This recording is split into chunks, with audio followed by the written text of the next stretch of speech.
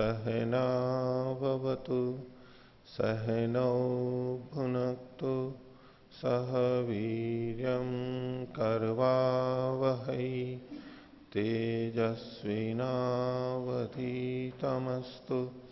मा विद्विषावहै। ओम शांति शांति शांति। मीमांसा दर्शन की 163वीं कक्षा। मीमांसा दर्शन के तृतीय अध्याय के तृतीय पाद का 14वां सूत्र हम देख रहे हैं और उसके भाष्य में श्रुतिलिंग आदि के बलाबल का प्रसंग चल रहा है। पिछले पाठ में हमने लिंग और वाक्य का और उसके साथ साथ पीछे से जो चल रहा था श्रुति और लिंग का ये देखा था। तो पिछले पाठ में से किन्हीं को कुछ पूछना है तो पूछ सकते हैं। हाँ। पृष्ठ संख्या चतुरुत्तर 800 804। हाँ। भाष्ये अधस्तात् तृतीया पंक्ति एकार्थ वृत्तित्वात् वाचो युगपत असंबंधात द्वयोः संप्रधारण। तो एकार्थ वृत्तित्वात् वाचा युगपत असंबंध किम वदति? युगपत मतलब अनेकों के साथ में, अनेकों का एक साथ संबंध हम नहीं कर सकते। किमर्थम न? एक समय में दो के साथ ही संबंध होगा ये मान करके कि एक वाक्य एक ही अर्थ को कहेगा और उसका किसी के साथ संबंध जोड़ेंगे। तुलना जब हम करेंगे तो दो दो के बीच में ही तुलना करनी पड़ेगी। जैसे कि मोटा उदाहरण, लौकिक उदाहरण ले लें कि किसी क्रीड़ा में, खेल में प्रतियोगी हैं। अब ऐसी प्रतियोगिता लीजिए जो दो में होती है, जैसे मुक्केबाजी या कुश्ती, दो दो के बीच में होती है। अब उनमें कौन किससे बलवान है उसके लिए एक एक को लड़ाना पड़ता है, सबको एक साथ नहीं कर सकते। एक तो वो तरीका है कि दौड़ है तो 7, 8, 9, 10 जितने भी जने एक साथ दौड़ते हैं, या तो लंबी दौड़ है तो जितने भी 25, 30, 50 होते हैं सब एक साथ ही दौड़ लेते हैं और एक साथ ही उनके दौड़ने से बलाबल यानी श्रेष्ठता या इत्यादि का निश्चय हो जाता है। तो उस शैली का ना करके ये कह रहे हैं कि यहां हमें जब तुलना करनी पड़ेगी तो दो दो के बीच में करनी पड़ेगी। उनमें से एक बलवान होगा, एक दुर्बल होगा, फिर उनके दूसरों के बीच में होगी, फिर ऐसे दो दो करके करनी होगी। क्योंकि आगे का वर्णन सारा इन्होंने दो दो को लेकर के किया है। एक साथ एक ही प्रसंग में बहुत सारों को लेकर के नहीं किया है, क्योंकि ऐसे उदाहरण भी मिलने कठिन है कि यहां जहां परस्पर विरोध भी होना चाहिए, विरोध हो तो बलाबल की बात आएगी, अविरोध में तो कोई बात ही नहीं है। तो इन सबको, छयों को एक साथ देखना और उनमें से ऐसे ऐसे अर्थ निकल के आना जो परस्पर विरुद्ध हो रहे हों, छह के छह एक दूसरे से, वो कठिन होते हैं, उस तरह से नहीं बन पाएगा।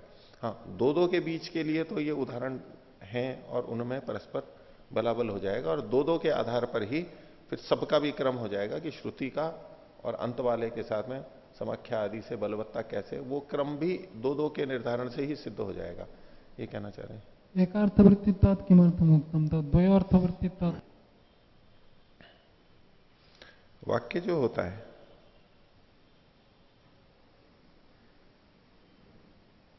इन्होंने जो लिखा है एकार्थ वृत्तित्वात् वाच, मतलब वाक का एक काल में एक अर्थ में वर्तन होने से, ये जो वाक्य है वो एक काल में एक ही अर्थ को देता है, एक काल में एक ही अर्थ को देता है, यानी अनेकों अर्थों को नहीं देता है। ये भी निकल के आ रहा है, ये भी निकल के आ रहा है, ये भी निकल करके आ रहा है। तो ज्यादा से ज्यादा हम एक वाक्य से एक अर्थ निकालेंगे और फिर दूसरे ढंग से कोई एक और निकाल लेंगे। तो इन दो के बीच में अयम कथम हेतुर्भवति एकार्थ वृत्तित्वात् वाचः युगपत असंबंध द्वयोरपि संबंध न स्यात् यदि एकार्थ वृत्ति।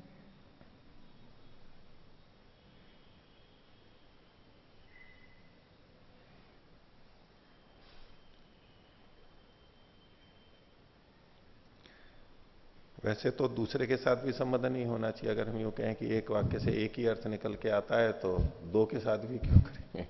अनेकों के साथ नहीं हो सकता तो दो के साथ भी क्यों होगा? एक वाक्य से एक ही अर्थ निकल करके आएगा।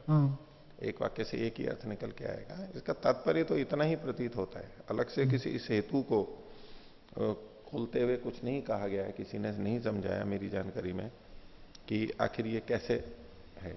बस एक अर्थ ही एक से हो सकता है, एक शैली से, तो वो सबसे विरोध नहीं हो पाता रहा होगा। जैसे कि श्रुति और लिंग के बीच में श्रुति से एक अर्थ निकला, वो अर्थ लिंग से विरोध को प्राप्त हो रहा है या वाक्य से विरोध को प्राप्त हो रहा है, एक ही अर्थ निकला तो वो एक ही से विरोध को प्राप्त हो रहा है। वो औरों से सबसे भी विरोध को प्राप्त हो उसके लिए तो श्रुति से कई अर्थ निकले तब वो औरों से भी विरोध को प्राप्त हो सकता है, लेकिन इससे एक ही अर्थ निकलेगा। अब वो एक ही अर्थ सबसे विरुद्ध नहीं हो सकता है, एक साथ सबसे विरुद्ध नहीं हो सकता है, औरों के अनुकूल भी हो जाएगा वो। तो एक ही, चूंकि एक वाक्य से एक ही अर्थ निकल रहा है इसलिए एक ही से विरोध होगा, किसी से हो सकता है अधिक से भी, लेकिन इन्होंने स्पष्टता के लिए कि कुछ जो निश्चय करेंगे वो दो के बीच बीच में ही निश्चय कर पाएंगे, ये इन दोनों में ये बलवान है। एक साथ अनेक हो और फिर हम कहें कि इनमें से कौन बलवान है, वो नहीं कर पा सकते। जो भी निर्णय करेंगे वो दो के बीच में से एक के लिए कर देंगे कि इसकी अपेक्षा ये बलवान है और इनकी अपेक्षा ये बलवान है, फिर क्रम अपने आप लग जाएगा। लेकिन एक ही से जो एक विवेचना चलेगी उसी से इससे बलवान है, ये इससे बलवान है, अनेक अनेक अर्थ नहीं निकल सकते। एक बाकी दो से बलवान है और इन दोनों में भी इससे ये बलवान है, ये सब एक ही वाक्य से नहीं निकल करके आएगा। एक वाक्य से ज्यादा ही हो सकता है कि इन दोनों में ये बलवान है, बस इस तरह का निश्चय कुछ कर सकते हैं। अस्मिन्नेव पृष्ठे अन्तिमा पंक्ति अत्र चिन्त्यते किम इंद्रस्य गारपत्यस्य वा उपस्थानम, उपस्थानम किमिदम उपस्थानम, उपस्थानम शब्दस्य को अर्थात्र। उसके पास जाते हैं, उसको रखते हैं बस। तो इंद्र तो अग्निस्तो अस्ति एव अग्ने उपस्थानम तो भवितुमर्हति, तो इंद्र से उपस्थानम कथम भविष्यति। एक शाब्दिक विवेचना है इंद्र देवता के प्रति, जो भी है देवता जहां भी है इंद्र देवता कहीं तो होगा ना। तस्य समीपम कथम गंतव्यम भविष्यति। हाँ, वो जैसे भी होंगे, जैसे आपके निकट आते हैं ऐसे इंद्र देवता के भी निकट आएंगे। हम तो विद्या तो ऐसे ही इंद्र को भी देवता मान करके ही तो कथन किया है। अगर आप इंद्र को देवता ही नहीं मानोगे, उसका अस्तित्व ही नहीं मानोगे, फिर तो सारी चर्चा ही समाप्त है। देवता अस्ति, जिसने उपस्थान किया है वह इंद्र का उपस्थान है, इंद्र का उपस्थान है, तो इंद्र को तो मानना ही होगा और उसकी तरफ बढ़ना ये होगा। नहीं, देवता रूपेण स्वीक्रियते तस्य अस्तित्वं वर्तते तत्र संशय नास्ति, परंतु तस्य समीप गमनम न भवितुमर्हति। अच्छा, चलो, जब ये संशय नहीं है कि इंद्र तो है और एक कहीं है, तो आप बताओ कहां पर है वो, तो फिर मैं बता दूंगा कैसे उसके पास जाना है। बताओ कहां पर है। कहां पर है? तत्रैव संशय। लेकिन आप तो निश्चय से बोल रहे थे ना। अस्ति न संशय, परंतु कुत्र वर्तते तत्र संशय। कहां पर है? अच्छा, तो अभी हमारे को भले ये नहीं पता है कि कहां पर है, ये तो ये लोग जो करने वाले हैं इनको पता होगा कि कैसे कैसे कर। सवैव प्रश्न। जो इंद्रोपस्थान करने की सोच रहा है तो इंद्र को कहीं ना कहीं तो मान रहा होगा, इतना तो समझने वाला होगा ही ना कि कहीं ना कहीं मान रहा है और इंद्र का उपस्थान करना है। ठीक है, अभी यहां पर शाब्दिक रूप से ये सारी चर्चा है कि वाक्य क्या कह रहा है। आप जो देख रहे हो उसको व्यवहार से जोड़ करके देख रहे हो कि आखिर होना तो चाहिए, कैसे उपस्थान होगा। तो अर्थम अंतरण विवेचनम एवं नैरार्थ्य नहीं, वाक्य की इससे कुछ समझ बन रही है ना हमारे को, वाक्य को समझा करके हमारे को समझ बन रही है। अब पूरा व्याकरण है, अब बोले कि रामः गच्छति, इसमें हम ये प्रत्यय आया, ये धातु थी और इसका रामः गच्छति बोलने से क्या संबंध है? कुछ भी नहीं, हम सीधा रामः गच्छति अर्थ समझते हैं और बोलते हैं। ये सब क्यों, ये कल्पना क्यों, इसका व्यवहार से क्या लेना देना है? जो इसको जानता है वो भी रामः गच्छति बोलता है और जो नहीं जानता है वो भी रामः गच्छति बोलता है। प्रयोजनानि उक्तानि, व्यवहार से प्रयोजन मैं कह रहा हूं। इसका वाक्य जो बोला जाता है वो दूसरे को अपने बोध को बताने के लिए, तो रामः गच्छति मैंने बोला व्याकरण को जान करके, मैंने रामः गच्छति बोला बिना व्याकरण को जाने, अर्थ का बोध वहां पर हो रहा है दोनों जगह, जो उसका प्रयोजन है। वाक्य का जो प्रयोजन है। लेकिन जब व्याकरण में चर्चा की जाती है तो उसका यह मतलब नहीं है कि व्याकरण से आपके व्यवहार में, वहां पर बोलने में, अर्थबोध में वहां कुछ अंतर आएगा। तो ये मेरी बात सुनो, मैं केवल इतना कह रहा हूं, प्रयोजन तो है उसका, लेकिन वाक्य का जो प्रयोजन है व्यवहार, वो नहीं है। उसको और समझने के लिए, भाषा को समझने के लिए उसके आधार पर हम और नियम निकालते हैं वो, लेकिन सीधे सीधे व्यवहार से संबंध नहीं है। भले ही नहीं है, लेकिन फिर भी उसका महत्व है। इसी तरह से इंद्र के उपस्थान का यदि व्यवहार में कोई प्रयोजन हमें दिखाई नहीं दे रहा है कि इंद्र कहां है, हम कहां जाएंगे, क्या करेंगे, उसको छोड़ दीजिए अभी। लेकिन वाक्य की विवेचना की दृष्टि से अगर कोई ऐसा अर्थ लेता है तो अभ्युपगम से है। ये तो कहां कह रहे हैं कि इंद्र का उपस्थान करना है, किसी ने कह दिया, वो वाक्य के आधार पर कर रहा है, वो व्यवहार को छोड़ करके बात कर रहा है। बोले व्यवहार से कोई लेना देना नहीं है हमारे को, यहां लिखा हुआ क्या है, हम तो केवल ये चर्चा कर रहे हैं। अब किसी ने प्रश्न उठा दिया, सिद्धांती थोड़ा ना कह रहा है कि इंद्र का उपस्थान करना चाहिए। यदि सिद्धांती कहता है इंद्र का उपस्थान करना चाहिए तो वो व्यवहार से भी जुड़ना चाहिए था, वहां तक ठीक है। लेकिन ये तो पूर्व पक्षी है, पूर्व पक्षी ने बात रख दी है, वो व्यवहार से जुड़ रही है नहीं जुड़ रही है उससे उसको कोई लेना देना नहीं है। उसको तो प्रश्न उठाना है और उसके प्रश्नों को हमें समाधान करना है, विवेचना करनी है कि आखिर क्यों ये अर्थ नहीं हो सकता। अगर सीधे व्यवहार को लेकर के ही उत्तर देते तो कह देते कि नहीं ये तो व्यवहार में होता ही नहीं है, इसलिए गलत है, ऐसा अर्थ हम ले नहीं सकते। वो भी एक बात है, वो निरुक्तकार ने कहा ही है, अर्थ नित्य है परीक्षेत, अर्थ की परीक्षा होनी ही चाहिए। वहां वो घट रहा है नहीं घट रहा है उसके अनुसार हम अर्थ निकालते हैं, वहां पर वास्तव में हो रहा है नहीं हो रहा है, वो एक शैली है, उसका निषेध नहीं है। लेकिन उसके बिना भी हम जब इन चीजों को करते हैं तो कैसे करना चाहिए, तो बस विवेचना है उस दृष्टि से। 10वें पृष्ठे हाँ 810 अधस्तात् पंचमी पंक्ति चान्तरेण इंद्र अभिधानम अयम मंत्र उपकर्तुं शक्नोति। तत्र चान्तरेण लिखितमस्ति परंतु हिंदी भाषायां न जोड़ लीजिए यहां पर, न च अंतरेण इंद्राभिधानम अयम मंत्र उपकर्तुं शक्नोति। हाँ और बोलिए कोई। अधस्तात् चतुर्थी पंक्ति अस्मिन्नेव पृष्ठे हाँ तेन एतद् उक्तं भवति अनेन इंद्रो अभिघातव्य इति। हाँ इससे ये कहा जाता है, यानी वाक्यार्थ बोध तात्पर्य ये निकल रहा है इससे क्या, अनेन, अनेन मतलब अनेन मंत्रेण इंद्रो अभिधातव्य, इंद्र को, इंद्र का कथन करना चाहिए। किस रूप में, लिंग के रूप में, इंद्र का उपस्थान के रूप में नहीं, उपस्थान के रूप में उस तरह से नहीं, लिंग रूपेण कथनीय। अनेन इंद्रो अभिधातव्य, लिंग के रूप में इंद्र कथन करने योग्य है, यह अर्थ निकल करके आता है। ठीक है, न च अंतरेण इंद्राभिधानम अयम मंत्र उपकर्तुम शक्नोति, मंत्र तो वहां पढ़ा गया है, और इंद्र का अगर ग्रहण नहीं करेंगे तो मंत्र का के द्वारा उपकार भी नहीं होगा, क्योंकि देवता भी नहीं है वहां पर। तो इससे क्या आया कि इस मंत्र के द्वारा इंद्र का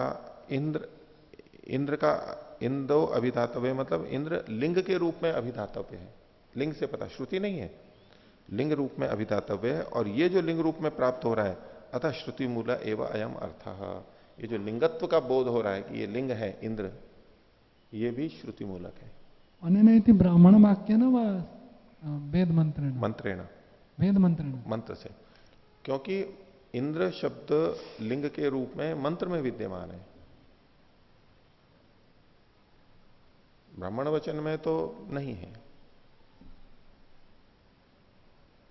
और हाँ वो पृष्ठ संख्या 807 807। हाँ इसमें भाष्य के ऊपर से पहली पंक्ति, हाँ। बलियसी अपि ही लिंगे, ये जो पंक्ति है इसके अंत में कहा है यदि ही न उपेयात ततो लिंगे न विरुध्येत। इसमें कह रहे कि जो इंद्रिय उपतिष्ठते, ये वाक्य गार्हपत्यम शब्द से अगर एक वाक्यता न हो तो फिर लिंग से विरुद्ध होगा, तो ये कैसे बनेगा समझ में नहीं आया।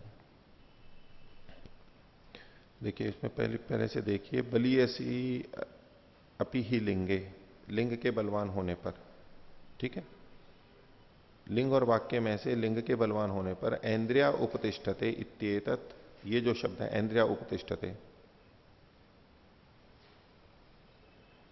ऐन्द्रिया गार्हपत्यम उपतिष्ठते वैसे तो वाक्य है, इंद्रिया उपतिष्ठते, इसके ऊपर पहले भी चर्चा की थी मैंने, कल भी बात आई थी।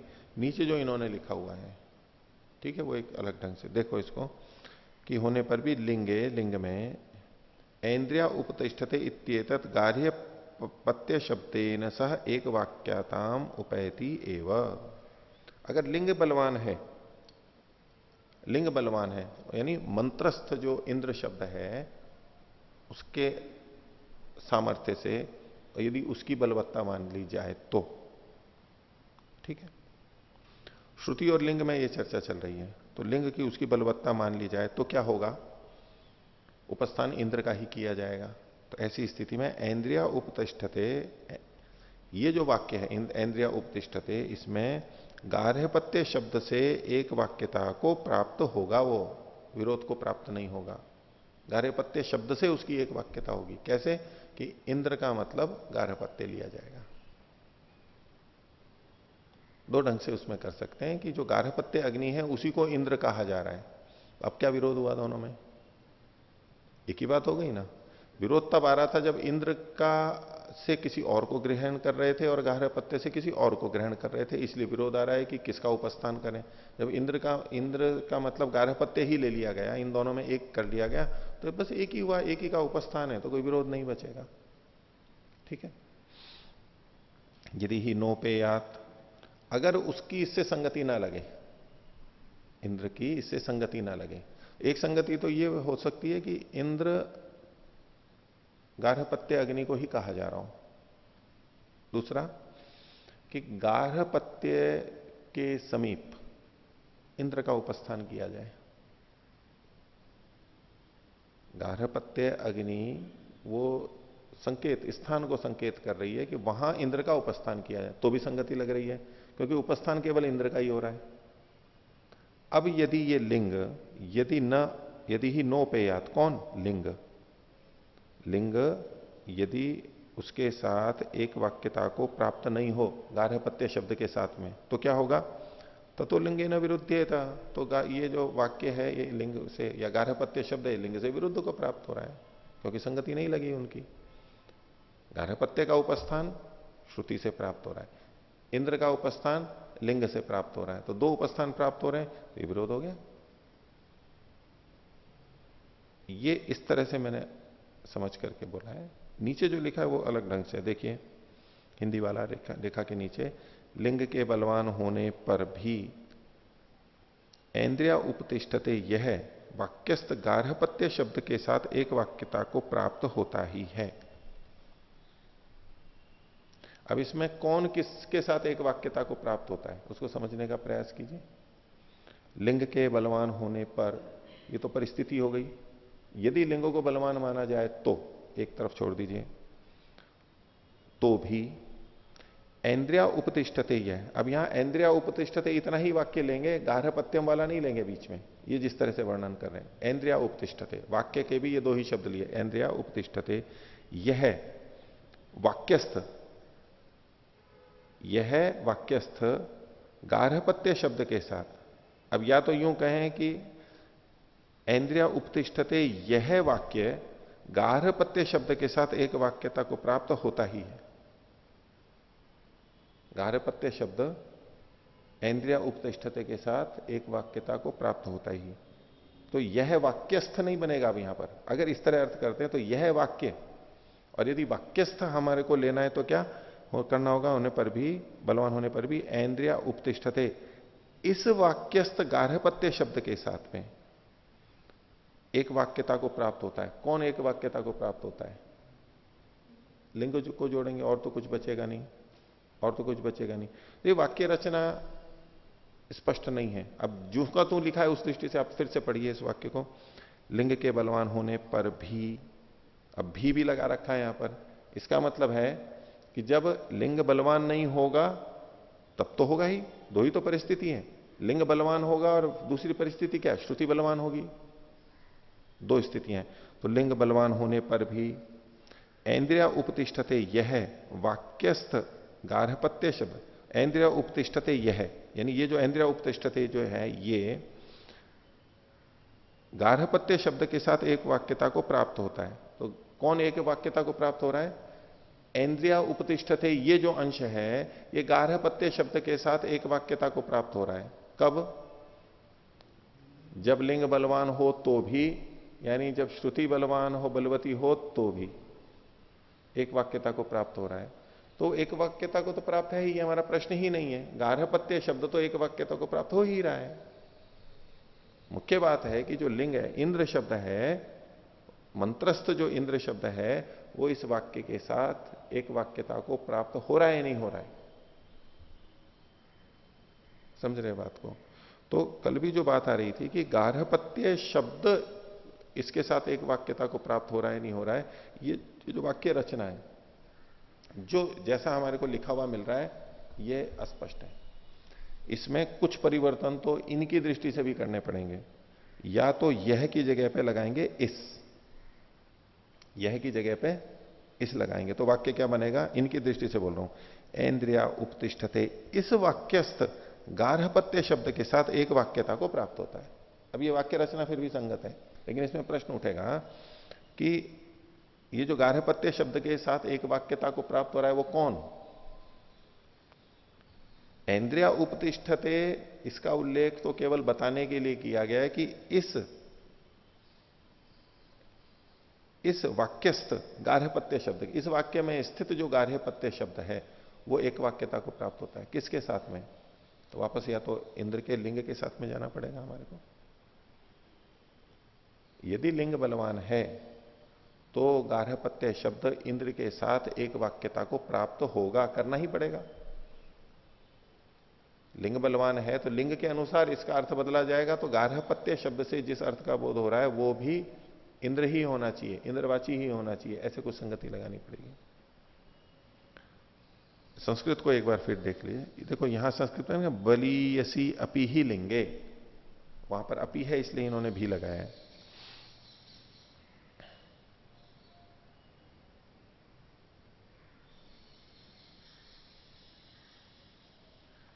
इसमें देखो पीछे वाला वाक्य के प्रसंग से देखो, उन्होंने कहा था, पूर्व पक्षी ने कहा था कि यद्यपि एतद वाक्यम तो श्रुतिरपि अत्र अस्ति या तो अत्र श्रुति सा लिंगेन विरुध्यते न यद वाक्यम, सिद्धांति का ये वचन है।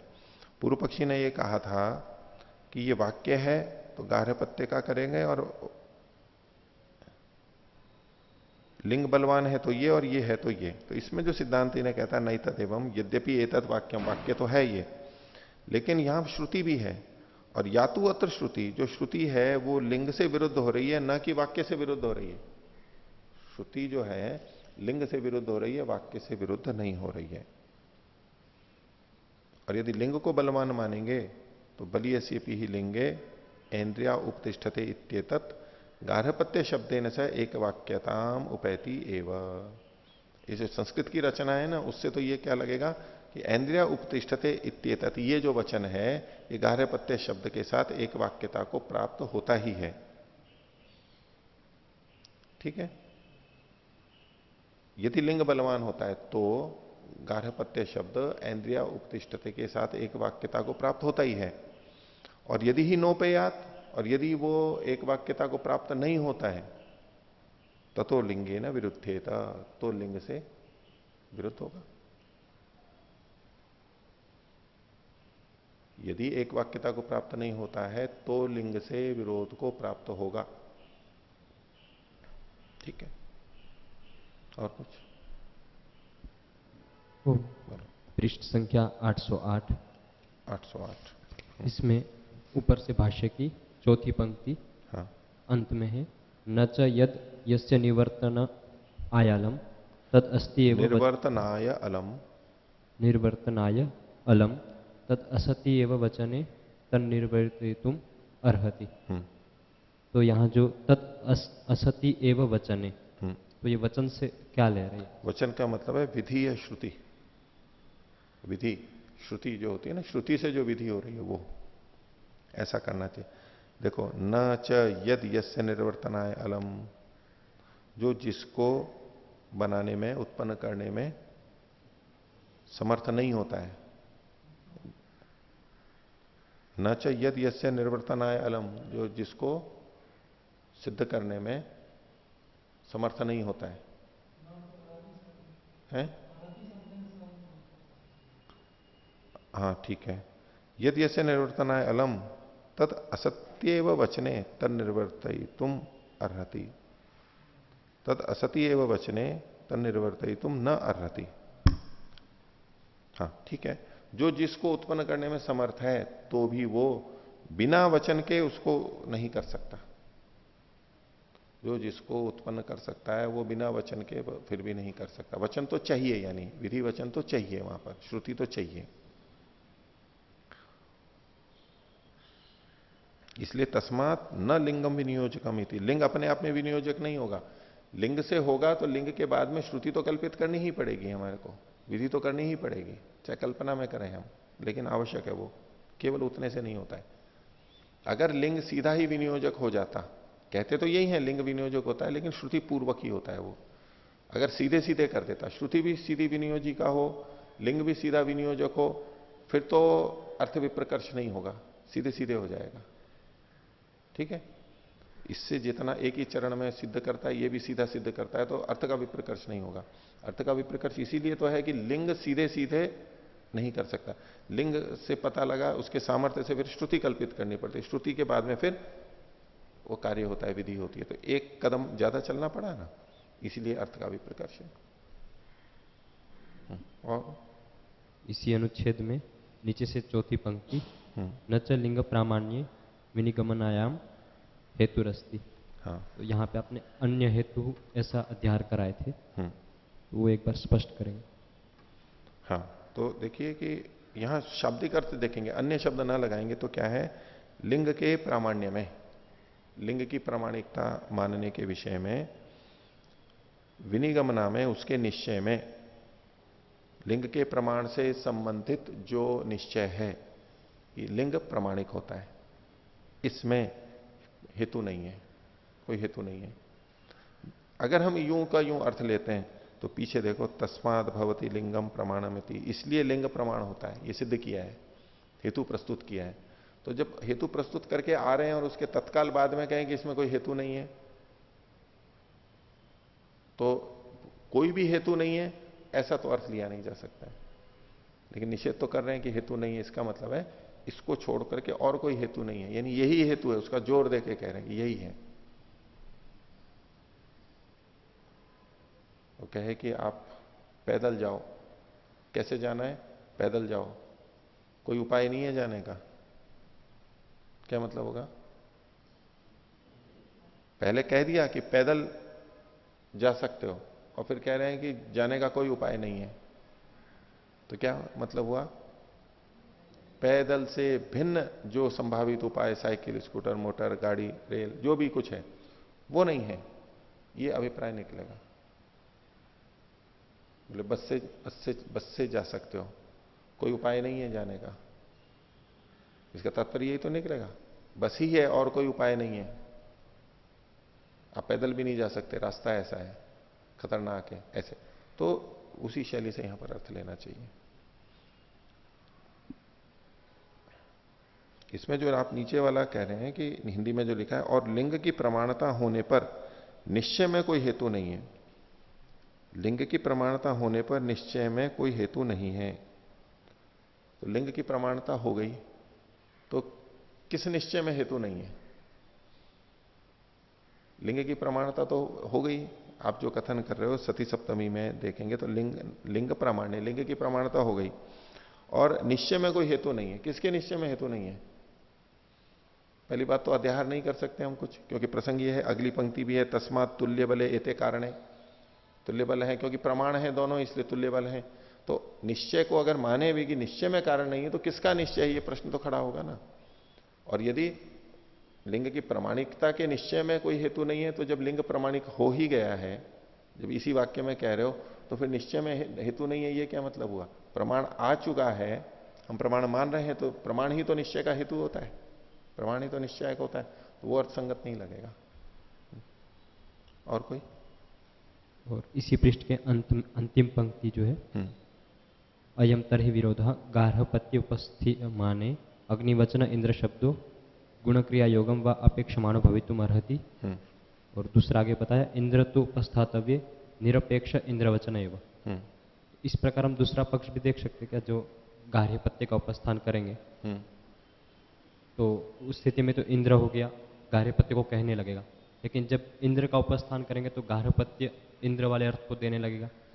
ऐसा भी कर सकते? हाँ, कर सकते हैं ना, अगर ऐसा करते हैं तो। विरोध ये बता रहे हैं ना कि गार्ह पत्य का उपस्थान करने पर, क्योंकि गार्ह पत्य का उपस्थान सीधे कहा गया है वचन में, तो ऐसे में अग्नि वचन, इंद्र शब्द जो है गुण क्रिया के योग से अग्नि को कहने वाला होगा, अग्नि को क्रिया होने वाला होगा। देखो पूर्व पक्षी ये कह रहा था कि इनमें परस्पर विरोध नहीं है, विरोध नहीं है, उस विरोध को बताने के लिए ये बात रख रहा है कि नहीं, इन दोनों में अंतर है, विरोध है।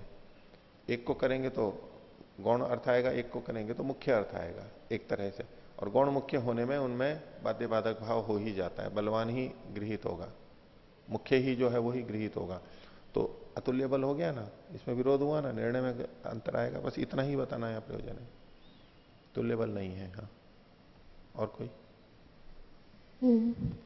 जी, पृष्ठ संख्या 805 पर दूसरे अनुच्छेद में नीचे से दूसरी पंक्ति बीच में से, तदेतत् सर्वेष्वेव वाक्येषु समवेतम विविक्तम च दृश्यते।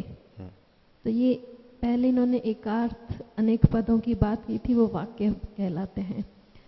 अब यहाँ पे ये जो विविक्त और समवेत बोल रहे हैं, ये कैसे घटेगा, इस उदाहरण? तो तदेतत् मतलब ये जो वाक्य का लक्षण है वह जी, सर्वेषु एव वाक्येषु, सब वाक्यों में समवेत रूप से मिल करके, और यानी अनेक वाक्यों में मिल करके, इसको कहेंगे वाक्यिक वाक्यता।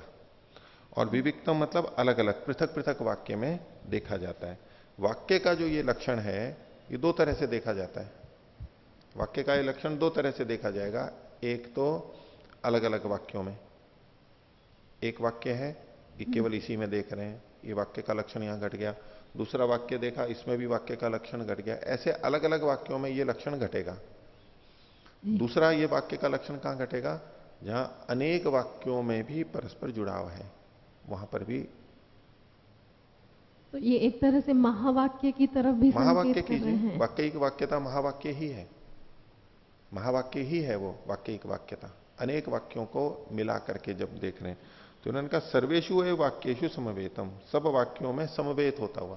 ये प्रकरण चल रहा है, ये वाक्य एक दूसरे से जुड़े जुड़े चल रहे हैं आपस में, तो वह महावाक्य या वाक्यिक वाक्यता की दृष्टि से ये वहां घटेगा। और विविक्त मतलब तो पृथक पृथक एक एक वाक्य में भी घटेगा, दोनों जगह घटेगा।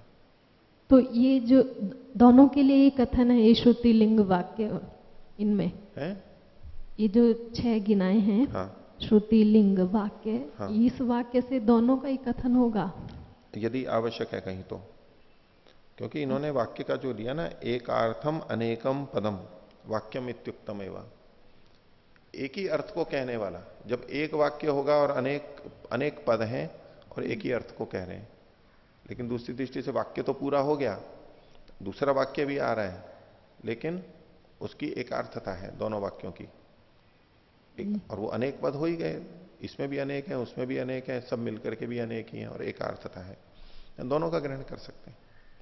तो सामान्य रूप से हम ये मान के चलते हैं कि कहीं पूर्ण विराम आया या प्रश्न चिन्ह आया तो वो वाक्य का एक पूर्व वाक्य, एक वाक्य की समाप्ति, केवल उस चिन्ह के आधार पर पूर्ण विराम, ये चिन्हों के आधार पर वाक्य का निर्धारण ठीक नहीं है। अच्छा, प्राय ऐसा होता है लेकिन आवश्यक नहीं है। अच्छा, उसका हाँ, उसमें जैसे वेद मंत्र ऐसे मिल जाएंगे जिसमें एक ही क्रिया है केवल, और पहली पंक्ति के होने के बाद में पूर्ण विराम लगा हुआ है वहां पर, बीच में भी अल्प विराम लगा दिया किसी ने, तो पूर्ण विराम भी लग गया है, तो उससे एक वाक्य अलग अलग वाक्य हो गया ऐसा नहीं कहेंगे। वो तो छंद की वजह से मान सकते हैं, भाषा के अंदर भी, भाषा के अंदर भी। हाँ। क्या आपको नहीं जाना चाहिए? जाना चाहिए। क्या आपको नहीं जाना चाहिए? प्रश्न बोल रहे हैं और उसी के साथ में अवश्य जाना चाहिए, ये तात्पर्य है। दो वाक्य नहीं मानेंगे नहीं, इनको? दो वाक्य नहीं, आपस में जुड़े हुए होने से, अर्थैकत्व के कारण से। वाक्य एक वाक्य मान सकते हैं। वाक्य के वाक्य हाँ, पर वैसे विविक्त रूप में तो कर सकते हैं। देखिए उसकी इन्होंने जो परिभाषा दी, अर्थैकत्वात् एकम वाक्यम जी, और साकांक्षम चेत विभागे स्यात्। अर्थैकत्व होना चाहिए और तोड़ने पर साकांक्ष भी होने चाहिए, दोनों चीजें आवश्यक हैं। अर्थैकत्व हो और तोड़ने पर साकांक्षता नहीं हो तो भी वो भिन्न भिन्न वाक्य हो सकते हैं। और अर्थैकत्व तो ना हो, भिन्न भिन्न अर्थ हो दोनों वाक्यों के, लेकिन साकांक्ष हो तो भी वो वास्तव में वाक्य नहीं कहलाएंगे। दो अलग अलग अर्थ हो। उसके प्रत्युदाहरण वहीं पर ही दिए थे उन्होंने, जो दो मंत्रों के दिए थे, और स्योनम ते सदनम कृणोमि ये भी एक प्रत्युदाहरण के रूप में दिया था। प्रश्न ये उठाया था कि आपने दो दो बातें क्यों कही, अर्थैकत्व कह देते और या साकांक्षम चेत विभागे स्यात् ये कह देते, दोनों क्यों कहा इसमें सूत्र में? ये प्रश्न उठा करके उन्होंने दो उदाहरण दिए। एक पहला उदाहरण वो दिया जिसमें अर्थैकत्व है लेकिन साकांक्षता नहीं है। दूसरा उदाहरण ऐसा दिया जिसमें साकांक्षता तो है लेकिन अर्थैकत्व नहीं है। ये दिए। तो ये दोनों चीजें होनी चाहिए। वास्तव में इनका सिद्धांत ये है कि अर्थैकत्व भी होना चाहिए और साकांक्षता भी होनी चाहिए, तो हम उसको एक कह देंगे।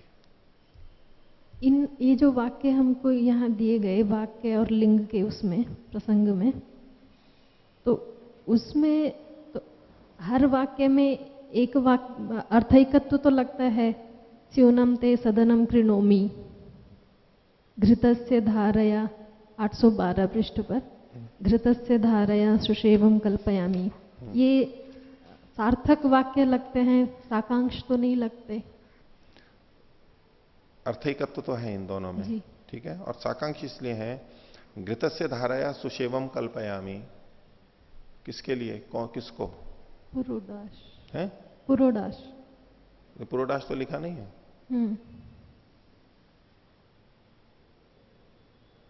हाँ।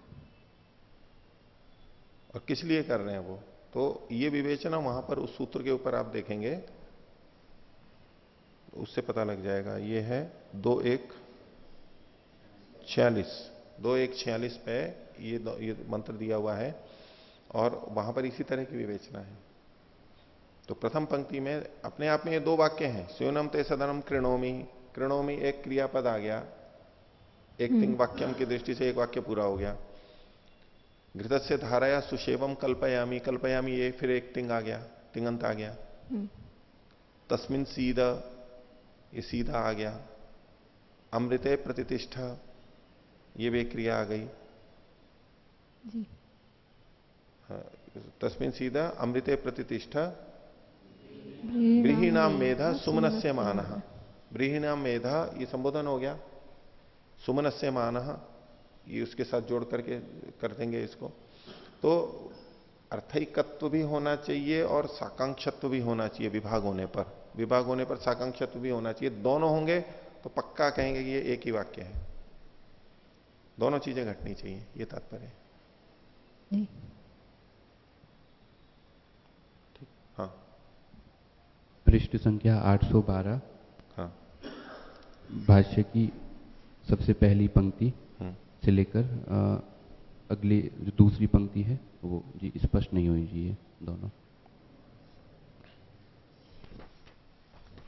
देखिए, यद अकृत सामर्थ्य और वाक्य प्रकरण और, वाक्य और प्रकरण दो चीजों की बात चल रही है यहां पर।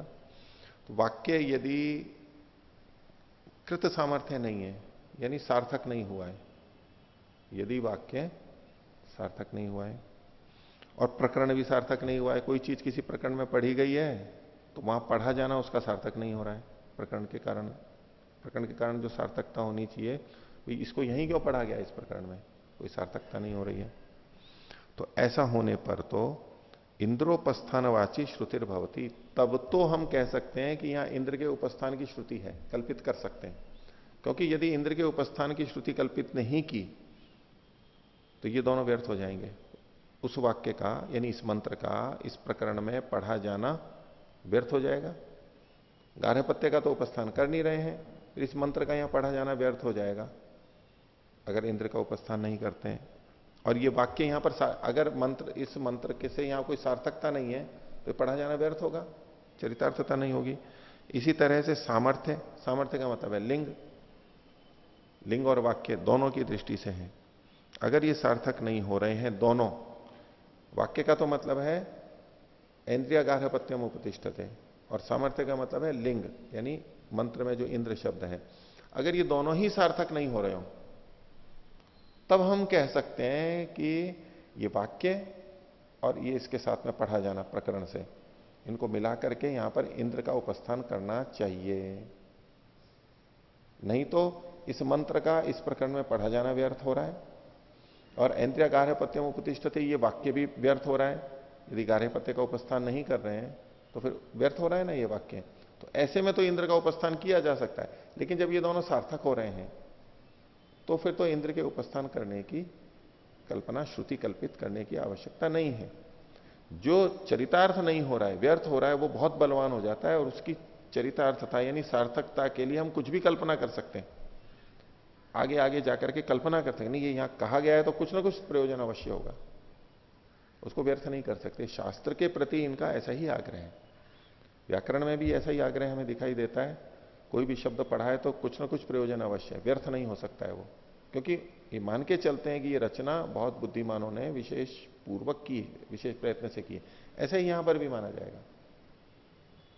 तो ऐसे में ये कल्पना की जा सकती है ऐसे स्थलों पर।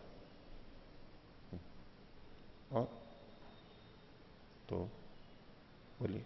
ओम जी, ये जो श्रुति लिंग वाक्य के बारे में इन्होंने जो दो दो का एक साथ लेकर के ग्रहण किया, इसमें पहले दूसरे का, फिर दूसरे तीसरे का, इस तरह से कर रहे हैं। हाँ। तो ऐसा पहले का और छठे का आवश्यकता नहीं है।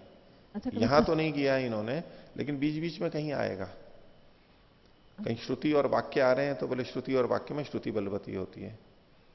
वाक्य या प्रकरण आ गया तो प्रकरण चुनेंगे, वाक्य प्रकरण स्थान और समाख्या, तो बोले प्रकरण और समाख्या में प्रकरण बलवान होता है। ये चीजें बीच बीच में आती रहेंगी, आती रहेंगी, लेकिन यहां समझाते समय तो इन्होंने यही क्रम रखा है, पहले दूसरे का, दूसरा तीसरा, तीसरा चौथा, चौथा पांचवा और पांचवा छठा। और इसके आधार पर हम बाकी निर्णय निकाल लेते हैं। जी हाँ ठीक है। तो आगे देखिए पृष्ठ संख्या 815। पीछे जो लिंग और वाक्य में बलाबल की दृष्टि से चर्चा चली थी, उसी में आगे सिद्धांती कह रहा है, चूंकि यहां पर लिंग बलवान है वाक्य की अपेक्षा, और हेतु वही है अर्थ विप्रकर्षात, अर्थ की इसकी सन्निकटता है। पार दौर्बल्यम, जो पर दौर्बल्य है यानी वाक्य की दुर्बलता है, वो अर्थ के विप्रकर्ष होने के कारण से। तो इसी को आगे यहां पर इन्होंने समझाया, तदेशो अर्थ विप्रकर्ष है। अर्थ का विप्रकर्ष कैसे है? क्या? यत् स्योनम ते इत्यस्य प्रत्यक्षम सदन कर्मणो अभिधान सामर्थ्यम। स्योनम ते सदनम कृणोमि, ये जो अंश है इसका सदन कर्म के कथन में प्रत्यक्ष सामर्थ्य है, क्योंकि स्योनम ते सदनम कृणोमि, सदनम कृणोमि यहां पर कहा है, सदनम भी है और कृणोमि भी है। तन मुख्यम, ये यहां पर मुख्य हुआ, सदन करण की दृष्टि से पहली पंक्ति मुख्य होगी। तस्मिन् सीद इत्यस्य पुनर् पूर्वेण सह एक वाक्यताम उपगतस्य भवति जघन्यम। तस्मिन् सीद, उसमें जो आसादन किया जा रहा है, उसका बैठाया जा रहा है, रखा जा रहा है, इसका जब पहले वाले वाक्य से के साथ में एक वाक्यता होगी, क्योंकि तस्मिन् सीदा से तस्मिन् वहां पर उसको साकांक्ष बना रहा है, एक दूसरे से जोड़ रहा है। तो ऐसे में इसका यानी तस्मिन् सीदा जो भाग है इसका ये जघन्य होगा, यानी दुर्बल होगा, मुख्य नहीं होगा, अप्रधान होगा। दोनों को मिलाकर के देखेंगे तो भले ही एक वाक्यता हो रही है उसके साथ में, इस दृष्टि से अर्थैकत्व साकांक्षता की दृष्टि से, अर्थैकत्व की दृष्टि से नहीं है। ये जो इस मंत्र में दोनों पंक्तियां हैं, इनकी एक वाक्यता है।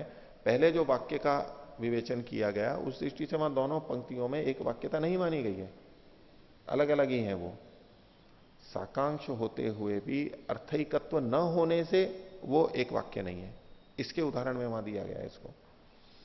तो यहां भी हमें दोनों को एक वाक्य नहीं मानना है, लेकिन पूर्व पक्षी इसको एक मानते हुए कथन कर रहा है। और एक वाक्य एक किस लिए मान रहा है? साकांक्ष होने के कारण से, अर्थैकत्व के कारण नहीं।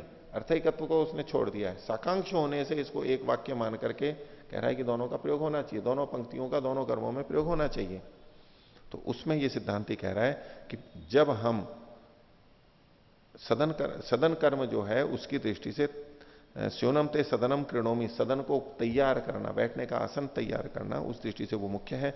और तस्मिन सीधा ये यहां पर गौण है, अप्रधान है, जघन्य है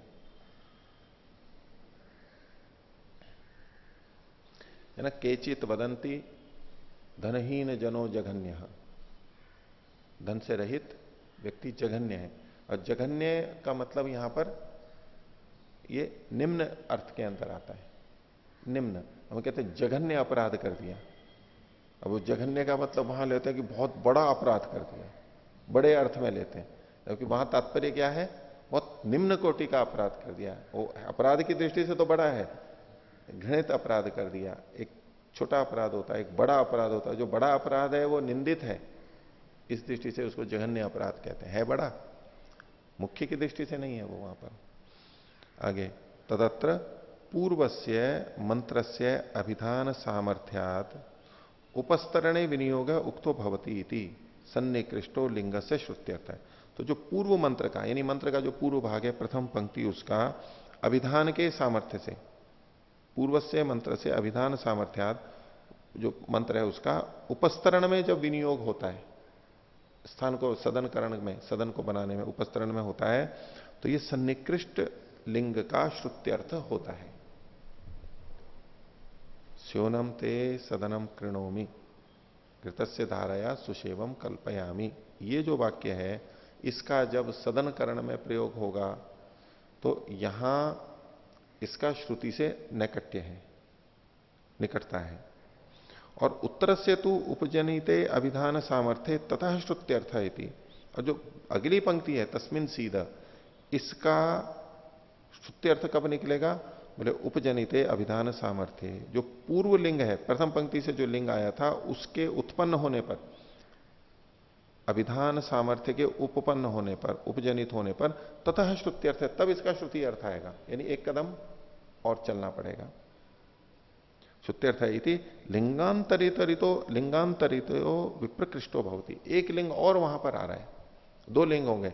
एक तो तस्मिन सीधा में एक लिंग लेंगे, और एक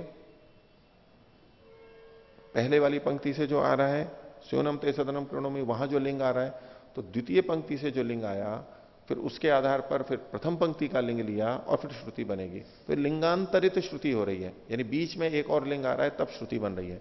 और प्रथम पंक्ति से जो श्रुति बनेगी, कल्पित श्रुति तो कल्पित करनी ही पड़ेगी, यहां पर श्रुति तो कल्पित करनी पड़ेगी, क्योंकि यहां पर लिंग और वाक्य के बीच में चर्चा चल रही है, श्रुति तो साक्षात है ही नहीं।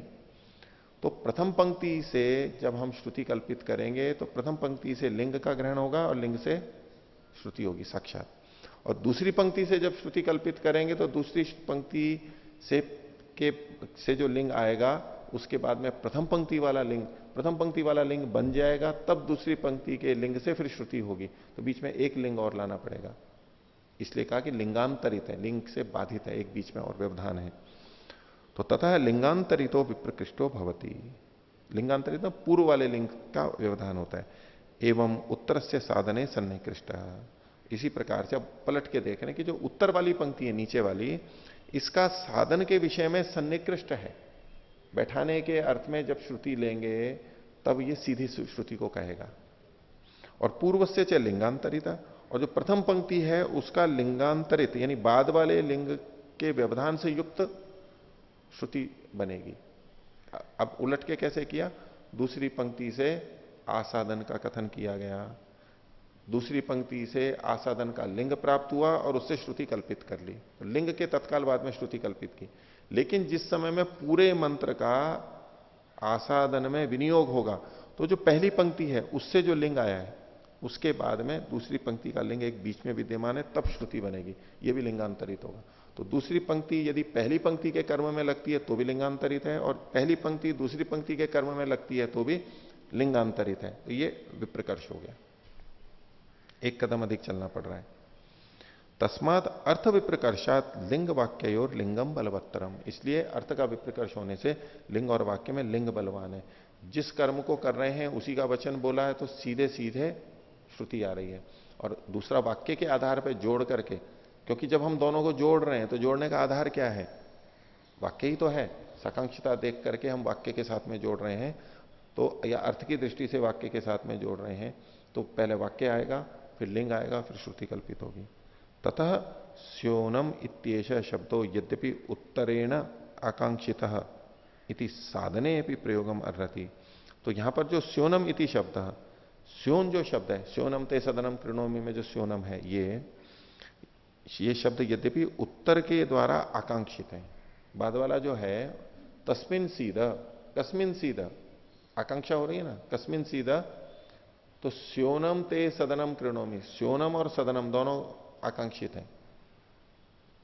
एक सुंदर स्थान बना रहे हैं, स्योनम ते सदनम कृणोमि, ते स्योनम सदनम कृणोमि, तो स्योनम शब्द ले लो, सदनम ले लो, दोनों एक ही बात है। तो तस्मिन सीधा में तस्मिन से उसकी आकांक्षा तो है, तो ऐसे में तो स्योनम इत्येष शब्दों यद्यपि उत्तरेण आकांक्षितः, दूसरे से आकांक्षित है, ऐसा होने पर साधने भी प्रयोगम अर्हति, साधन में भी उसका प्रयोग तो किया जा सकता है। क्योंकि तस्मिन सीधा में जब साधन कर रहे हैं, आसाधन कर रहे हैं, तो कहां करेंगे ये, इसके कारण से ऊपर वाली पंक्ति के शब्द यहां पर आ जाएंगे। तो ये इति साधने भी प्रयोगम अर्हति, प्रयोग को तो प्राप्त हो सकता है, तथापि लेकिन फिर भी भित्वा वाक्यम उपस्तरणे एवं विनियोक्तव्य है, लेकिन फिर भी ये स्योनम और सदनम है, ये वाक्य को भेद करके, तोड़ करके, अलग अलग करके उपस्तरणे एवं विनियोक्तव्य, उपस्तरण में ही इसका प्रयोग किया जाना चाहिए। तस्मिन सीधा इत्येष च साधने, और तस्मिन सीधे वाला जो अंश है वो भी वाक्य भेद करके साधन में ही, आसाधन में ही प्रयोग किया जाना चाहिए। यानी वाक्य का भेद कर रहे हैं, यहां पर वाक्य को भिन्न भिन्न मान करके ही अलग अलग प्रयोग कर रहे हैं। आगे अच्छा, इसमें जब ये स्योनम ते सदनम कृणोमि में स्योनम और सदनम है, जब इसको दूसरी पंक्ति में लाएंगे, आकांक्षा है तस्मिन सीधा, तो तस्मिन के अनुसार इनमें विभक्ति आ जाएगी। तस्मिन स्योने सदने सीधा, विभक्ति बदल जाएगी। अगला अनुच्छेद, ननु स्योनम ते इत्यस्य शब्दस्य यथैव उपस्तरणाभिधान सामर्थ्यम एवं उत्तरेण एक वाक्यताम उपगंतुम सामर्थ्यम। बोले स्योनम ते ये जो शब्द है इसका सामर्थ्य जैसे उपस्तरण के अभिधान में है, स्योनम ते सदनम कृणोमि घृतस्य धाराया सुशेवम कल्पयामि, तो यहां पर स्योनम ते का उपस्तरण यानी उसको स्थान बनाने में जैसे अर्थ को के साथ जोड़ने में सामर्थ्य है, ऐसा ही उसका बाद वाले वाक्य से एक वाक्यता को प्राप्त करने में भी सामर्थ्य है, उससे जुड़ सकता है तस्मिन शब्द के कारण से। स्योनम ते ये इसका सामर्थ्य है अगले से जोड़ने के लिए, यानी दोनों सामर्थ्य बता रहा है पूर्व पक्षी। और सामर्थ्यम च लिंगम इत्युच्यते, और सामर्थ्य क्या है? लिंग को ही तो सामर्थ्य कहते हैं, सामर्थ्य का मतलब है लिंग है। तो तस्मात भिद्यमाने वाक्य लिंगमेव बाधितम भवति, बोले जब आप इनका वाक्य भेद कर दोगे, जैसा कि सिद्धांती ने पीछे कहा कि वाक्य का भेद करके इनको अलग अलग प्रयोग करेंगे, तो यदि वाक्य का आप भेद करते हो तो वास्तव में क्या कर रहे हो आप? लिंग ही लिंग से बाधित कर रहे हो, लिंग को ही लिंग से बाधित कर रहे हो, वास्तव में लिंग ही बाधित हो रहा है, वाक्य बाधित नहीं हो रहा है। सिद्धांती ने तो किस ढंग से प्रस्तुत किया था? लिंग के द्वारा वाक्य बाधित हो रहा है। अब पूर्व पक्षी और तो तरह से खंडन कर नहीं सकता है, बोले आपने कहा लिंग के द्वारा वाक्य बाधित हो रहा है, तो लिंग से वाक्य बाधित नहीं हो रहा है, या तो लिंग से ही लिंग बाधित हो रहा है, क्योंकि वाक्य के साथ जुड़ने का भी उसका सामर्थ्य है, और जो सामर्थ्य है वो लिंग है, तो दोनों ही जगह लिंग को लेकर के आ गया वो। तो इसके ऊपर सिद्धांति बोल रहा है सत्यम एवं, ये ठीक है कि ये सामर्थ्य है उसका। तो बोले एतदपि लिंगम, इन्होंने जो ऊपर कहा था तस्मात विद्यमाने वाक्य लिंगम एवं बाधितम भवति, सिद्धांति ने कहा सत्यम एवं, ठीक है मानिए आपकी बात। तो एतदपि लिंगम, बोले ये भी तो लिंग ही है। क्या? ये जो एक वाक्यता रूप सामर्थ्य है ये भी लिंग ही है। और लिंगम अपि खलु एतद एवं लक्षणकम विप्रकृष्टार्थम एवं भवति, और इसको आप लिंग भी मानोगे तो ये भी इस लक्षण वाला जो लिंग है ये भी विप्रकृष्ट अर्थ वाला होगा। दो लिंग से अर्थ आ रहे हैं, एक लिंग निकट से अर्थ को दे रहा है और एक लिंग दूर से अर्थ को दे रहा है, तो बोले आप लिंग लिंग के भी मानोगे तो भी वो बाधित होंगे। क्यों? अर्थ विप्रकर्षात, उसमें भी कोई बात नहीं है। तो हम तो मूल कारण तो ये है कि जिसमें अर्थ की सन्निकर्षता है, निकटता है, उसको हम ग्रहण करते हैं, विप्रकर्ष है उसको ग्रहण नहीं करते। आगे लिंगाद एक वाक्यता तस्मात अभिधान सामर्थ्यम, लिंग से ही एक वाक्यता बन रही है, पहले लिंग से एक वाक्यता होती है, और तस्मात अभिधान सामर्थ्यम, और उस एक वाक्यता के कारण से अभिधान यानी लिंग का सामर्थ्य होता है। तथा श्रुत्यर्थ ही, फिर श्रुति का अर्थ आता है। ये जो लिंग आपने बताया, इससे पहले तो एक वाक्यता होगी, और एक वाक्यता होने से उस लिंग का सामर्थ्य होगा, और उससे फिर श्रुति का अर्थ होगा। इस प्रकार विप्रकृष्टार्थता दूरी बन गई, और विप्रकृष्टार्थता च बाधने हेतु होता, और ये विप्रकृष्टार्थता हेतु के रूप में है बाधन करने के लिए। तस्मात् न उत्तरेण एक वाक्यताम यास्यति, इसलिए प्रथम पंक्ति दूसरी पंक्ति के साथ में मंत्र की एक वाक्यता को प्राप्त नहीं होगी। एवं इसी प्रकार तस्मिन सीधा इति उत्तरम न पूर्वेणापि, तस्मिन सीधा ये जो बाद वाली पंक्ति है, ये पूर्व वाली पंक्ति के साथ एक वाक्यता को प्राप्त नहीं होगी। आगे अपि च उत्तरेण एक वाक्यताम उपगतस्य न किंचित अपि दृष्टम अस्ति कार्यम, और हेतु प्रस्तुत कर रहा है कि इस पहली पंक्ति का बाद वाले वाक्य से एक वाक्यता करने में कोई दृष्ट प्रयोजन है नहीं, क्या सार्थकता क्या है? आप केवल दूसरी पंक्ति बोल करके भी वो कार्य कर सकते हो, पहली पंक्ति को जोड़ने से वहां क्या दृष्टार्थता आ रही है? यानी कुछ भी नहीं आ रही है। और उपस्तरण प्रत्यायनम तो दृष्टम, लेकिन पूर्व वाले का उपस्तरण को जनाना तो वहां पर प्रयोजन है। मंत्र क्या होता है? क्रिया का स्मारक होता है या क्रम का स्मारक होता है, तो प्रथम पंक्ति उस बात को जना देगी। तो उपस्तरण का प्रत्यायन तो देखा जाता है, किसका? पूर्व वाली पंक्ति का। कुतः कैसे? श्रुतत्वाद उपस्तरण से, इसके बाद पूर्ण विराम लगा लीजिए। श्रुतत्वाद उपस्तरण से, उपस्तरण के वहां पर श्रुत होने से, वहां पर घृतस्य धाराया सुशेवम कल्पयामी इत्यादि जो वचन है, इसलिए उपस्तरण वहां पर श्रुत है, कहा गया है। आगे साधन से च श्रुतत्वात्, और साधन के भी श्रुत होने से, साधन का जो श्रुत होना है वो दूसरे की दृष्टि से, दूसरी पंक्ति की दृष्टि से, वहां वो श्रुत है। एवं उत्तर से साधन प्रत्यायनम, ये प्रत्यायनम में एक यह अतिरिक्त है, काट लीजिए। साधन प्रत्यायनम तो दृष्टम, ये ऊपर से जोड़ लेंगे इसको। बाद वाले के का साधन, बाद वाली पंक्ति का साधन के जनाने में दृष्ट प्रयोजन है, न तो पूर्वेण एक वाक्यतायाम, पहले के साथ एक वाक्यता करने में उसकी कोई दृष्टार्थता नहीं है। जैसे पहली पंक्ति की दूसरे के साथ जोड़ने में दृष्टार्थता नहीं है, ऐसी दूसरी की भी पहले के साथ जोड़ने में दृष्टार्थता नहीं है। न चैतो पूर्वोत्तराभ्याम एक वाक्यताम अंतरेण पृथक यथा यथम कार्य न कुरुता, और ये जो दोनों पंक्तियां हैं, ये पूर्व और उत्तर के साथ एक वाक्यता को प्राप्त हुए बिना कार्य को न कर सकते हो, ऐसा नहीं है। अपने कार्य में नहीं लग सकते हैं, ऐसा नहीं है। पृथक पृथक यथा यथ कार्य ये कर सकते हैं, एक दूसरे के साथ न जुड़े हुए भी। यदि एक दूसरे के साथ जुड़े हुए बिना ये पृथक पृथक कार्य नहीं कर सकते होते, तब तो इनको साथ में जोड़ा जा सकता था, लेकिन ऐसा तो नहीं है। तस्मात् पूर्व पूर्वत्र विनियोजनीय, उत्तर उत्तरत्र। तो पहली पंक्ति उपस्तरण में और दूसरी पंक्ति आसाधन में प्रयोग की जाएगी। और उत्तर दे रहा है सिद्धांती, अतः यदुक्तम, और जो आपने कहा था श्रुत्यापि यत बाधितम इति वाक्य नापि तद बाधितव्यम इति, श्रुति के द्वारा जो लिंग बाधित हो गया था, तो वाक्य के द्वारा भी वो लिंग बाधित हो जाना चाहिए, ये जो आपने कहा था। तो नहीं तदेवम, ये ठीक नहीं है। न ही बाधित से अन्य नापि बाधनम एवं न्याय्यम, जो बाधित है दूसरे से वो अन्य के द्वारा भी बाधित ही होगा, ये तो कथन ठीक नहीं है। एक व्यक्ति किसी एक व्यक्ति से हार गया कुश्ती में, बॉक्सिंग में, तो वो दूसरे से भी हार जाएगा, ये निश्चय कर लेना, ये तो कोई आवश्यक नहीं है, तो उचित नहीं है। बाधितम ही अनुगृहीतव्यम अर्थवत्वाय, पूर्ण विराम लगा लीजिए यहां पर।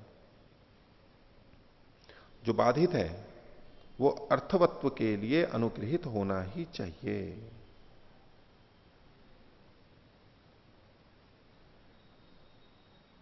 अर्थात जो एक बार बाधित हो गया, यानी जो श्रुति से बाधित हो गया है लिंग, उसको भी, उसकी भी सार्थकता के लिए उसको अनुगृहित करना ही चाहिए, कहीं ना कहीं तो वो भी घटना ही चाहिए। कहां घटेगा? तो श्रुतिम प्रति विप्रकृष्टार्थम वाक्यम प्रति सन्निकृष्टार्थम।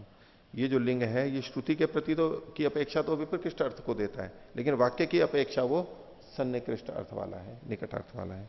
तस्मात लिंगम बलीयति, इसलिए वाक्य की अपेक्षा लिंग बलवान है। आगे अथ वाक्य प्रकरण और विरोधे कथमिति। वाक्य और प्रकरण में जब विरोध होगा तो वहां कैसे निश्चय किया जाएगा? पूछो। अच्छा जी, पृष्ठ संख्या 815 पे दूसरे अनुच्छेद की ऊपर से दूसरी पंक्ति के मध्य से सामर्थ्यम च लिंगमिति उच्यते। जी ये तो ठीक है कि सामर्थ्य को हम लिंग कहते हैं, लेकिन जो पहले जो वाक्य आया है इस अनुच्छेद में कि जो स्योनम वाला वाक्य है वो अगले वाले वाक्य से एक वाक्यता को प्राप्त होने का उसका सामर्थ्य, उसको वो लिंग कह रहा है, उस सामर्थ्य को। फिर उसका उस शब्द का सामर्थ्य है या नहीं है? देखो ये पूर्व पक्षी कह रहा है। हाँ जी। हाँ। लेकिन जी उसका जी अनुमोदन भी तो किया जी सिद्धांति ने, सत्यम। हाँ तो है ना, सामर्थ्य है ना। स्योनम ते इसका अगली पंक्ति के साथ जुड़ने का सामर्थ्य है, क्योंकि वहां तस्मिन सीधा कहा हुआ है, तो इसके कारण से इसमें सामर्थ्य है, वो अगले से जुड़ सकता है। हाँ या ना? जुड़ सकता है। तो पूर्व पक्षी ने कहा है तो इसका तो निषेध नहीं कर सकता ना सिद्धांती, लेकिन फिर भी अलग वाक्य है, फिर भी वो इसके साथ क्यों नहीं जुड़ रहा है उसके लिए अलग कारण बताए हैं। जिस अंश में ये कहा गया वो बात तो ठीक है, लेकिन बोले इतने मात्र से निर्णय नहीं हो सकता है। मान रहा है, उसको मान रहा है कि जुड़ रहे हैं। हाँ हाँ जी जुड़ तो सकता है, लेकिन इसमें जो लिंग जो हेतु दिया है, हाँ। मतलब जुड़ेगा तो वाक्य से जुड़ सकता है, लिंग से जुड़ने वाला क्या हेतु? नहीं, लिंग का मतलब उसकी सामर्थ्य हुई, अगले वाक्य से जुड़ने की सामर्थ्य है या नहीं है। वहां का ये थोड़ा लिखा है कि पहला वाक्य दूसरे वाक्य से जुड़े, ऐसी श्रुति तो नहीं है ना। तो फिर कैसे जोड़ लिया हमने बिना श्रुति के भी? वाक्य से नहीं, तस्मिन सीधा वहां पर ये जो शब्द आया है इसके कारण से जुड़ रहा है, शब्द की सामर्थ्य है, शब्द की पूरे वाक्य से नहीं, जो वाक्य की दृष्टि से नहीं, शब्द की सामर्थ्य से, वो लिंग से ही जुड़ रहा है। सामर्थ्य है कि जुड़ रहा है, अर्थ जुड़ रहा है, इतना ही। आगे देखिए, अथा वाक्य प्रकरण और विरोध है कथमेति। वाक्य प्रकरण में विरोध होने पर क्या करना चाहिए? तो इन्होंने कहा किम पुनः प्रकरणम नाम। पहले ये बताओ प्रकरण किसे कहते हैं, वाक्य किसे कहते हैं, ये तो पीछे बता ही चुके हैं। तो प्रकरण को कह रहे हैं, सिद्धांति कह रहा है कर्तव्य से इति कर्तव्यता आकांक्षस्य वचनम प्रकरणम। कर्तव्य की, कर्तव्य मतलब जो करने योग्य है, यानी कर्म, कर्म की, ऐसा कर्म जो कि इति कर्तव्यता की आकांक्षा रखता है। इति कर्तव्यता आकांक्षस्य, इति कर्तव्यता की जिसको आकांक्षा, ये कैसे करें? 10 पूर्णमास प्रकरण है, 10 पूर्णमास एक कर्म हुआ, उसका उल्लेख हो गया, तो कैसे करें, ये इति कर्तव्यता की आकांक्षा साथ में जुड़ी हुई है। तो इति कर्तव्यता की आकांक्षा वाला जो कर्म है उसका कथन प्रकरण कहलाता है। आगे प्रारंभो ही स तस्या वचन क्रियाया, वो उस वचन की क्रिया का प्रारंभ होता है। वचन क्रिया, वचन मतलब कथन की क्रिया का प्रारंभ होता है, यही प्रकरण कहलाता है। उसके बारे में जो कथन किया जाता है वो प्रकरण कहलाता है। स एष विद्यादिर विध्यंतापेक्षा, विद्यादि और विध्यंत, विधि जो उसकी प्रक्रिया है उसके प्रारंभ को आदि से लेकर के और अंत तक, विध्यंत जो शेष चीजें बसती हैं वो प्रारंभ वाला और अंत वाला, उस सब की अपेक्षा रखता हुआ ये कथन किया जाता है। और वाक्यम तो उक्तम एवं, वाक्य को हमने पहले ही कह दिया है। अब ये जो प्रकरण शब्द है इसको खोला जाता है। प्रकरण की जैसे इन्होंने कहा प्रारंभो ही स तस्या वचन क्रियाया, तो प्रकरण में जो प्र शब्द है वो प्रारंभ को बोल रहा है। प्र का मतलब प्रारंभ, और प्रकरण में जो करण है, करण का मतलब है क्रिया, करणम क्रिया। प्रकरण का मतलब है, प्र का मतलब है प्रारंभ और करण का मतलब है क्रिया। तो ये प्रकरण शब्द को एक तरह से खोल दिया। प्रकरण को दूसरे ढंग से कहते हैं प्रकरण का मतलब है प्रक्रिया। प्र का मतलब प्रारंभ और करण का मतलब क्रिया। तो प्रारंभ में केवल प्र को लिया और करण को ले लिया, उसकी जगह क्रिया शब्द लिया, तो प्रकरण का मतलब है प्रक्रिया। अब प्रक्रिया, करण का मतलब क्रिया, तो कौन सी क्रिया, का क्रिया? तो इन्होंने कहा वचन क्रिया। यहां जो लिखा है ना प्रारंभो ही स तस्याह वचन क्रियाया, वचन क्रियाया में क्रिया का विशेषण वचन को दे दिया है। कौन सी क्रिया? कहने की, करने वाली क्रिया नहीं, कहना रूप जो क्रिया हो रही है, लिखा गया है, बोला गया है, वचन क्रिया। तो क्रिया वचन क्रिया। और वचन का मतलब क्या है? तो कहा अर्थाभिधान क्रिया। वचन क्या होता है? अर्थ का कथन ही तो होता है, उस जो कुछ हम कहना चाहते हैं। तो अर्थाभिधान क्रिया, वचन क्रिया का मतलब है अर्थाभिधान क्रिया। और अर्थाभिधान में अर्थ का क्या मतलब है? अभिधान मतलब तो कहना है, कहने की क्रिया। तो अर्थ का क्या मतलब है? तो क्या भावनाभिधान क्रिया। अर्थाभिधान क्रिया मतलब भावनाभिधान क्रिया। भावना, अर्थ का मतलब है यहां पर भावना। तो अब इन सबको देखेंगे तो आरंभ का मतलब क्या होगा? प्रकरण का मतलब है आरंभ। आरंभ का मतलब है भावनाभिधान क्रियाया ही प्रयोग वाक्य प्रवृत्ति आरंभ। भावना को कहने की क्रिया के प्रयोग वाक्य की प्रवृत्ति का आरंभ, ये प्रारंभ कहलाएगा। तो जब वो कथन किया जाता है, यही प्रकरण के अंतर्गत आता है। आगे देखिए, तो तयोर विरोधे किम उदाहरणम। पूर्व पक्षी ने पूछा प्रकरण और वाक्य में विरोध होता है या नहीं होता है, उसके कोई उदाहरण तो बताओ पहले। उसमें उदाहरण दिया तो सिद्धांत कहता है सुक्त वाक निगत। सुक्त वाक निगत पीछे आया था, बोले वो ही यहां पर उदाहरण के रूप में लिया जाता है। ये पृष्ठ संख्या 728 पर पीछे देख सकते हैं। सुक्त वाक निगत तत्र ही पौर्णमासी देवता अमावस्या देवताश्च आमनाता। वहां उसी पूरे निगद में पौर्णमासी के देवता भी हैं और अमावस्या के भी निगद के भी देवता पढ़े गए हैं। तहा परस्परेण एक वाक्यताम न अभ्युपयंती, वो आपस में एक वाक्यता को प्राप्त नहीं होते। तत्र लिंग सामर्थ्यात पौर्णमास प्रयोगात इंद्राग्नि शब्द उत्कृष्टव्यो अमावस्यायाम प्रयोक्तव्य। तो वहां लिंग के सामर्थ्य से पौर्णमासी में प्रयोग किया गया, पौर्णमासी के प्रयोग से इंद्राग्नि शब्द उत्कृष्ट होकर के अमावस्या में प्रयोग किया जाना चाहिए। वहां से उठा करके वहां की ले जाते हैं। अथेदानीम संदेह थे। अब इसमें क्या संदेह है? यो अस्य शेषः, जो इनके शेष भाग हैं। शेष भाग मतलब देवताओं के कथन के बाद में कुछ और वाक्य कहे गए, उनमें से एक उदाहरण यहां दिया, अभिवृद्धेता महोज्यायो अक्रताम। ये जो वचन है वहां पर आया है, ये वहां पर 2 बार आया है। यावत कृत्वा सूक्त वाक्य समामनात तावत कृत्वा उभयो पौर्णमास्यम अमावस्यो प्रयोक्तव्य। तो ये अभिवृद्धेता महो ज्यायो अक्रताम, ये 2 बार आया है। तो इनका कहना है कि वो पौर्णमासी में भी 2 बार प्रयोग किया जाएगा और अमावस्या में 2 बार प्रयोग किया जाएगा। एक तो ये पक्ष है। और प्रकरणम बलवत्तरम इति, क्योंकि प्रकरण बलवान होता है। उत यत्र इंद्राग्नि शब्द उत्कृष्य नीतः, अथवा इंद्राग्नि शब्द जहां पर ले जाया गया है वहीं पर तत्रैव प्रयोक्तव्य, वहीं पर इसको उठा करके ले जाएंगे। किसको? अभिवृद्धेता महो ज्यायो अक्रताम, ये शेष वाक्य है। क्योंकि इंद्राग्नि शब्द उठा के लेके गया है, ले जाया गया, इसलिए ये भी वहां से उठा करके ले जाया जाएगा। क्यों? वाक्यम बलवत्तरम इति, क्योंकि वाक्य बलवान होता है। वाक्य बलवान होगा तो उठ करके वहां जाएगा, प्रकरण बलवान होगा तो ये यहीं पर 2 बार प्रयोग किया जाएगा। एवं सर्वेशु संशय, इसी प्रकार अन्य भी वहां पर जो शब्द हैं उनमें भी संशय है। इसके लिए अब देखिए आप 728 पृष्ठ निकालिए।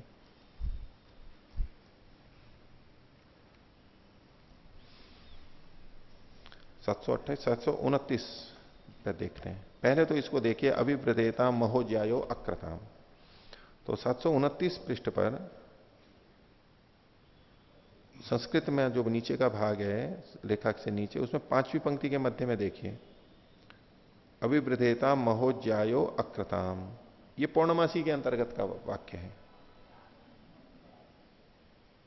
अक्राताम, हाँ ठीक है, महोज्यायो अक्राताम, ये तो एक पहली बार आया। यहां आपने रेखा खिंचवा रखी थी, यहां तक पूर्णमासी का है। अब इसके बाद में इंद्राग्नि इदम हवि रजुषेताम। अब इसके आगे देखिए, अभिवृद्धेताम महोज्यायो अक्रताम, ये दूसरी बार आ गया है। तो कुल मिला के 2 बार आया है ये। तो जब इंद्राग्नि को उठा करके ले जाएंगे तो अभिवृद्धेताम महोज्यायो अक्रताम, इसको भी उठा करके ले जाना पड़ेगा। वाक्य और प्रकरण, प्रकरण की दृष्टि से देखेंगे तो ये एक समान प्रकरण में है, इसलिए ये वाक्य पौर्णमासी में भी 2 बार बोला जाएगा और अमावस्या में भी 2 बार बोला जाएगा। लेकिन वाक्य की दृष्टि से देखेंगे तो वाक्य में भेद है। तो अगर इंद्राग्नि उठ करके गया है तो इसका जो शेष भाग है वो भी उठ करके जाएगा, तो ये एक एक बार बोला जाएगा। तो वाक्य और प्रकरण में वाक्य बलवान है, उससे ये निर्णय हो जाएगा। एक तो ये बात हुई। दूसरा देखिए, वापस वहीं आइए 817वें पृष्ठ पर, सबसे अंतिम पंक्ति जो है संस्कृत की, एवं सर्वेशु संशय, इसी प्रकार सब में भी संशय होता है। वो सर्वेशु मतलब और कौन सी चीजें हैं, तो उसमें अभिवृद्धता ये करके जो वाक्य है, अभी मैं बताता हूं, ये इसमें 6 बार आया है। देखिए अभी जो हम देख रहे थे उसके ऊपर देखिए,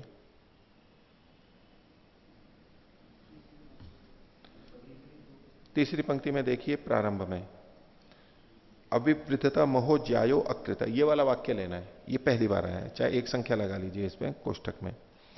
इसी पंक्ति में आगे देखिए, अविवृद्धता महो ज्यायो अकृता, सोम के बाद में कहा, ये दूसरी बार आ गया। फिर पहले से नीचे चौथी पंक्ति में देखिए, अविवृद्धता महो ज्यायो अकृता, ये तीसरी बार आया। फिर इसी पंक्ति में अंत में अविवृद्धता महो ज्यायो अकृता, चौथी बार आया। फिर 2 पंक्ति नीचे आई, इससे नीचे वाले में आइए अंत में, 5वीं पंक्ति के अंत में अविवृद्धता महो, नहीं ये नहीं, ये फिर आइए 6ठी पंक्ति में बीच में, अविवृद्धता महो ज्यायो अकृता, ये 5वीं बार आया। फिर इससे निचली पंक्ति के प्रारंभ में आइए, जो शता के बाद अभिवृद्धता महो ज्यायो अकृता, ये 6ठी बार आया। तो ऐसे ये कुल 6 बार आया है, यानी 3 बार इधर पूर्णमासी में, 3 बार ये। इसके लिए भी ऐसी कैसी बात होगी कि यहां हमें प्रत्येक में 6-6 बार इसको बोलना है, अथवा तो प्रकरण के अनुसार 6 बार बोलना है और वाक्य के अनुसार जो जिसमें प्राप्त हो रहा है, 3 इधर है तो 3 उधर है, ऐसे प्राप्त होना है। तो ऐसा ही यहां पर जहां जहां जिन जिन चीजों की आवृत्ति की गई है, वहां पर भी इसी प्रकार से प्रश्न उपस्थित होता है।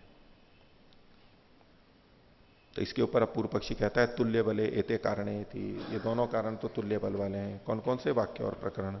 कुतः इतरत्रापि आकांक्षा इतरत्रापि, इसने अपना हेतु दे दिया। आकांक्षा तो दोनों जगह ही है, एक दूसरे की आकांक्षा है, एक दूसरे की अपेक्षा है यहां पर, तो ये तो दोनों में ही है, यानी वाक्य में भी और प्रकरण में भी। तो तुल्यायाम आकांक्षायाम नास्ति विनिगमनायाम हेतु तस्मात् तुल्य बले इति, चूंकि आकांक्षा समान है इसलिए ये निश्चय में भी कोई हेतु नहीं है दोनों के, इसलिए तुल्य बल वाले हैं। अथवा वाक्यम दुर्बलम बपेरेफ, तो बल्कि उल्टा कह रहा है कि बल्कि वाक्य यहां पर दुर्बल होना चाहिए, जैसे पीछे भी कहा था उसने उल्टा करके। तो वाक्य और प्रकरण में या तो दोनों बलवान बराबर हैं, अथवा तो वाक्य दुर्बल है यानी प्रकरण बलवान है। बाधितम ही तल्लिंग, ने क्यों वाक्य दुर्बल है? क्योंकि वो लिंग के द्वारा बाधित हो चुका है, पीछे करके है, बस इतने ही हेतु से। क्योंकि प्रकरण को तो अभी तक किसी ने बाधा नहीं है, प्रकरण को तो किसी ने बाधा नहीं है, इसलिए वो बलवान है। इत्येवं प्राप्ते ब्रूमा, ऐसा प्राप्त होने पर कहते हैं। कई बार खिलाड़ियों में या शास्त्रार्थ में भी होता है ना, कोई एक हार करके आया है, अब दूसरा है वो अभी तक हारा नहीं है, तो सोचता है कि मैं तो, ये तो हारा हुआ है और मैं तो जीता हूं। वो किससे हारा है ये थोड़ा ना पता है। जिसको प्रथम स्थान प्राप्त करना है उससे हार करके आया हुआ है, वो हार तो गया है लेकिन उससे हार करके आया हुआ है, बलवान से हार के आया हुआ है। वो तो बिना हारा हुआ है, तो ऐसा मन में आ सकता है। पूर्व पक्षी ने उसी ढंग से कहा, इत्येवं प्राप्ते ब्रूमा, ऐसी स्थिति में अब सिद्धांत इसका उत्तर देगा। तो आज का पाठ इतना ही रखते हैं। प्रणव ध्वनि।